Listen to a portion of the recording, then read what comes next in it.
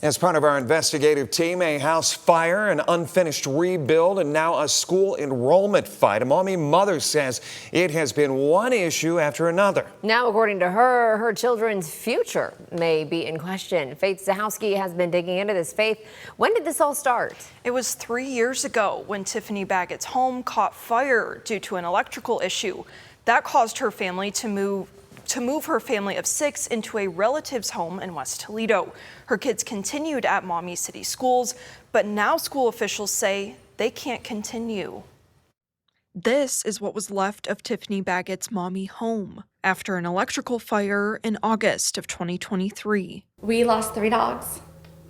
We have 1 survivor. If it was any different, I probably would have lost the rest of my family though too. Nearly 3 years later, the house is still a work in progress. Baggett, her husband Alan, and their 4 children have been staying with family in West Toledo, and their kids attend Maumee City Schools. They could stay in the district after the fire under the McKinney-Vento Act, a federal program for students experiencing housing instability. There is no time limit for how long families can stay under McKinney-Vento, as long as their housing situation remains temporary and until they have a fixed, regular, and adequate nighttime residence.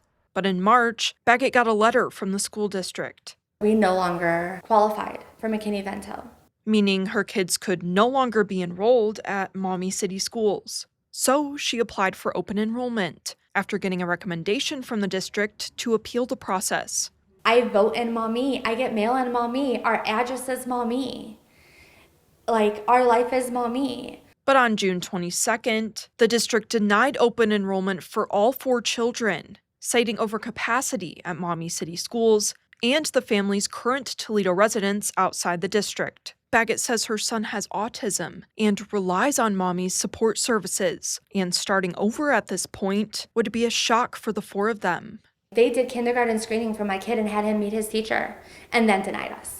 Maumee City School Superintendent Steve Lee said in a statement to WTOL 11 that the district follows Ohio law, federal law, and board policy when making enrollment decisions, and applies those standards consistently to all families, arguing that the West Toledo home the family is staying at is being viewed as now stable and no longer makes them eligible for the McKinney-Vento federal program. Baggett says the reason they haven't moved home is simple. But yeah, you can see the mold and everything on the walls. The house isn't finished.